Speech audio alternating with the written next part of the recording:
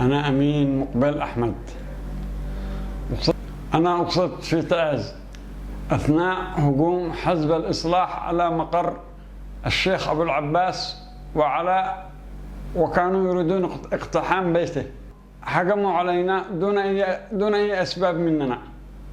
لم نكن نحن المعتدين بداية الأمر، هم من رتبوا لنا ونشروا القناصين ونشروا أفرادهم في كل أنحاء المدينة وهجموا على المدينة، وتسببت لي هذه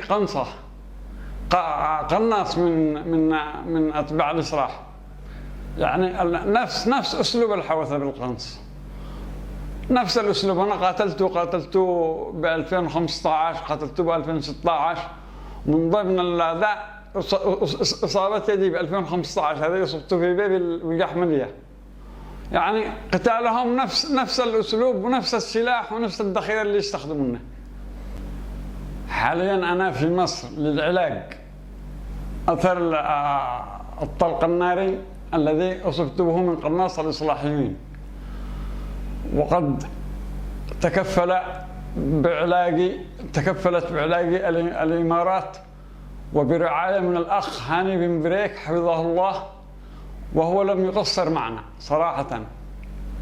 يعني مرتاحون من ناحية السكن، من ناحية المصاريف، من ناحية العلاج، يعني شيء عظيم والله. يعني نشكر دولة الإمارات ونشكر الشيخ هاني بن بريك لما يقدمه للجرحى المنضمين له للانتقال.